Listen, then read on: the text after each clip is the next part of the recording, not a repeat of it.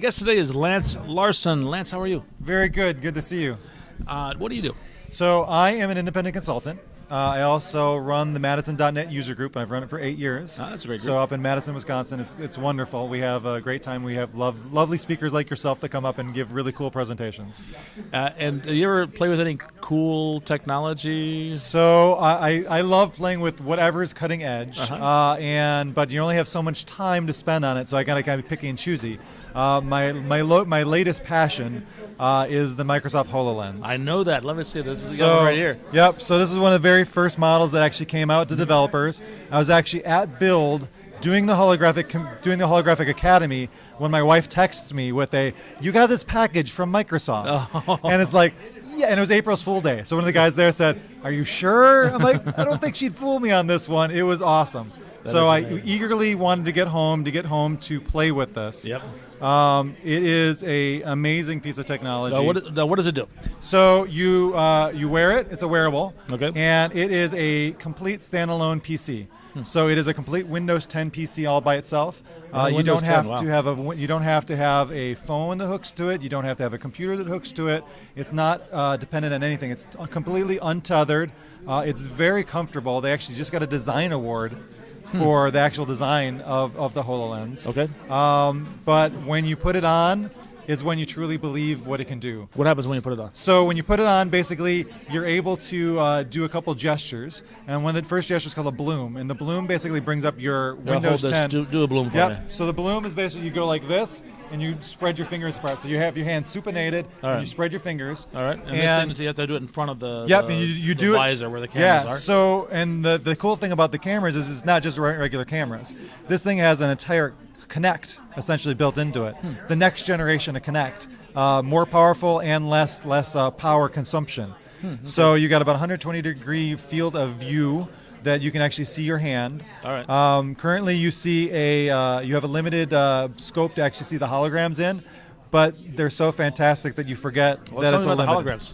So, say again? Tell me about the holograms. Oh, so the holograms, basically, you can project very dense, light dense holograms. So dense that you can actually put your hand behind it and you can't see your hand through the hologram. Wow, opaque So holograms. opaque hologram. So it has 2 lenses in there that basically have both a red, green, and blue layer, and they all broadcast at 60 hertz. So the images that come through are extremely smooth and extremely flow really well. And as soon as you put it on, you can basically choose apps. You can go to the Windows App Store, and you can start downloading apps. They have about 7 or 8 ones that are specific for the HoloLens, ranging from everything from the Robo-Raid, which is the one that you saw on stage at Build the first year. That's the one with the aliens crashing through the walls? That is the one where the alien, and that is one of my absolute favorite games of all time. I had a chance to play that a few months ago. It is amazing because the aliens literally, you see the little cracks in the walls, the thing blasts out, and it looks impressive on stage. It is 10 times more impressive when you actually get it on. What was cool was that first it detects where your actual walls are, and that's where they come crashing through. And when they crash back behind the walls, they disappear. You can't see them. They do, and it's actually got something when you actually blast the wall itself, it projects a fake wall behind it, and you actually see like the studs or the pipes that are in the walls. And it's kind of almost more fun sometimes to blast the wall to see what's behind the wall. There's some sound in that as well. There is. Some like 3-dimensional, 360 sound. Yeah, so it's called 360-degree spatial sound.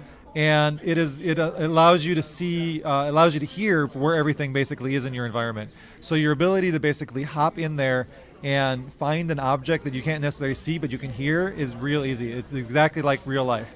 I've had lots of, I've gone around. I've made it my job to basically evangelize this because we're having so much fun with it. I want to have everyone see it, and I've gotten so many people that said I didn't believe that it could do literally what it does. Right. I have one friend that we're actually starting a company called Holosoft.net, so HOLOsoft.net. Yep.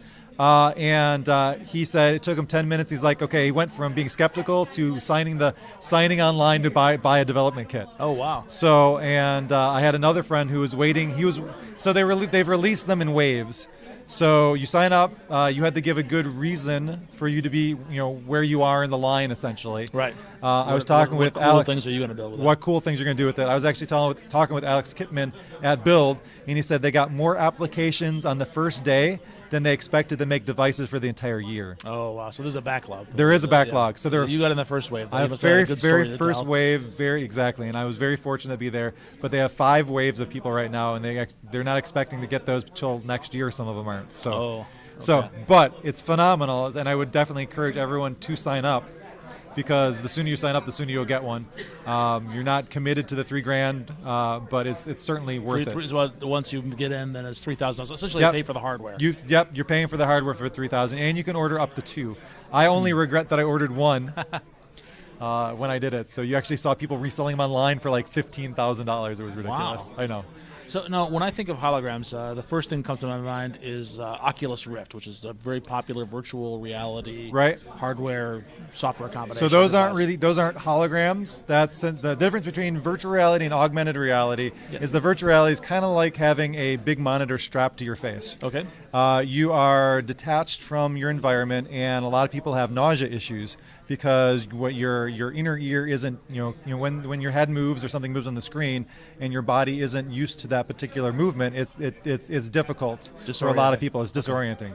The newer Oculus has a little bit better because the resolution's increased and the refresh rate is better. Okay, but that's virtual reality. This is augmented reality. Augmented reality, or What's the difference? Microsoft likes to call it mixed reality too. Mixed reality. What is that? So basically, it's an overlay on reality. So you're seeing everything in your actual reality. You see the tables, you see the chairs, you see the walls. All right. And so does the device. Because this screen is translucent. I can see right through that. Yep, and the translucent, and you can actually see that there's 2 little lenses back there. Okay. That you can actually see. That's where the projection comes through, and it has 3 layers, a red, green, and blue layer, that all come through at 60 hertz. And then basically you see through it, and then it's basically projecting the light holograms that basically intercept between your eye and the real world around you. Okay. So you're able. Those holograms are actually sitting within the real world. Yeah, and the cooler thing on top of that is since you have the Kinect integrated with it, it knows where the tables are, it knows where the chairs are. You can actually take those holograms and literally place them on there. And the thing that I was so impressed with when I saw it for the first time is that when you place a hologram somewhere and you walk around it, it's not jittery at all. It's like there's an actual object sitting in front of you. Impressive. Doing things with you. So yeah, the potential here is humongous. They're focused on industry first, which makes a lot of sense. We started talking about the game with the aliens crashing through the walls. Right, but, and that's kind of an expensive gaming system. It is a very expensive gaming system. So they're focusing on industry first because think about an architecture firm or an engineering firm. They can basically get these devices, and then they can do shared reality so that multiple people wearing the HoloLenses can see the same hologram and interact with the same hologram. Case Western has a fantastic app called the Holoanatomy that just released like last Monday, and it came on the store. This is an educational app. It's an educational for, one. Medical students. Yep, and it basically shows an anatomy class, and it shows you the muscular system, it shows you the skeletal system, it shows you the vascular system as it flows through the body. Oh wow! It can basically pull the heart out and show you those things. The neat thing is it shows you that when you look at a 2-dimensional drawing, it's not going to be as easy to see because maybe it's easier to see the pancreas from behind. So if you kind of walk behind the hologram, you can see where it is up in the body cavity. Wow! And it just gives you this real sense of where the stuff is, and it's going to really revolutionize the idea of shared education. Yeah, I think education is a big space because sometimes we have experts in one part of the world that are not available in another part of the world. Put this hologram on the student. Yeah. The teachers can project and interact. They can both interact with the same hologram. I think. Right. And then the nice thing on top of that is the students don't have to even potentially be there. They can look through other people's eyes. Right. So the new Skype app is really exciting for me because I'm a big space geek. Okay. And they actually shipped a couple units up to the International Space Station. Wow. And they had the astronauts wearing the HoloLens, and they had people down in mission control looking through the astronauts' eyes. Wow. And you think about it from the perspective that not everyone can be an expert on everything. Yep. And the astronaut sitting up there, what if there's a system or what if there's an experiment that a scientist shipped up there? Right. The scientist can basically Skype to the astronaut, look through the astronaut's eyes, and if the astronaut has questions or whatever, the scientist can actually draw in holographic form in that perspective of the HoloLens where the astronaut's wearing, and actually say, no, look over here, connect this wire, or do this or not just particular experiments. thing. What if something actually goes wrong? And if something space, goes absolutely wrong, it's hard absolutely. to send a mechanic up there. Yep. But to get that kind of advice. So, have you decided what kind of applications you're going to be building with this? So the first thing, obviously, you want to get a couple games out there because they're the wow factor. Okay. So I've got a couple ideas for some haunted houses, some integration. What I'm really excited with is, since it's a full Windows 10 device, it has Bluetooth and it has Wi-Fi. And so I can start integrating different devices. I actually went out and picked a Microsoft Band 2 because the SDK for this is so super easy to integrate into Universal Windows apps that I can basically take all the sensors, the heartbeat, the temperature, the ambient light, all that kind of stuff, or the ultraviolet light, and basically integrate that into applications that with the HoloLens. I think a lot of things we're going to see. The first right way these are going to get the people is not going to necessarily be with people buying them. Companies are going to buy them. No doubt to me that companies are going to be big in these big time because they have the capital expenditure to go, and they'll make their money back 100-fold. Right. But people-wise, I don't think a lot of people are going to lay out the money initially. Mm-hmm. So if you look at like the way that companies, you remember the Segway, the thing you write on. Right. So people would rent out Segways. Right. So what if we have groups of companies basically renting out the HoloLenses for museum tours, for stuff like that you can basically make an income based off of that. So hopefully sense. I'm not letting the cat out of the bag. No, that's the arcade model. The old video game. So you didn't buy all those video games in your house. You go to the arcade where they're available and so rent them for a quarter. That's it. Right. So rent these guys, hopefully more than a quarter. But the whole idea that we can get these out to people and have them start seeing them and then really change the world that we live in based off of that.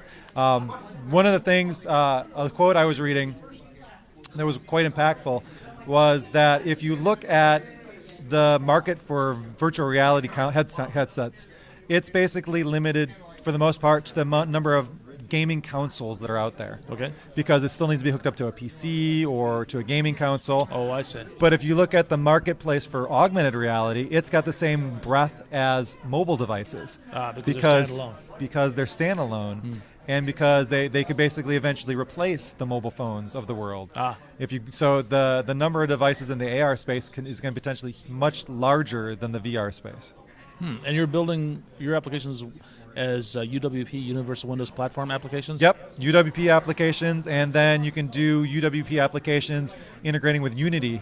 So the Unity game engine did a fantastic job of integrating with Microsoft and the HoloLens, and you can start up an application and add export it and basically integrate it. App. Yep, and export it as a HoloLens app. And I'm actually giving a bunch of talks on Is that doing available just today? that. It's available today. Yep. And you're seeing more. Literally, the number of apps in the store is increasing, just a couple every week at this point in time. Obviously, I'm keeping a close eye on it because all the things that are rolling out are really exciting. Okay, if people are fortunate enough to get one of these things, where would they go to learn more about it? So I have on my website, holosoft.net. There I have articles on there. I call them a holonaut's guide to the HoloLens. Okay. And a whole lot of words. A whole lot of words. A holonaut, like an astronaut. And I try to basically lay out all the things they need. So I'm keeping a list of resources that they can basically use to kind of get started. And then as I learn and discover things, you want to be a landing page for all things HoloLens. Yep. And as I learn and as I explore, I'm trying to basically expand the knowledge of myself and elevate everyone else around me. Sure. And we all end up better by basically using that elevation. So. Lance, thank you so much. Thank you. Thank you very much.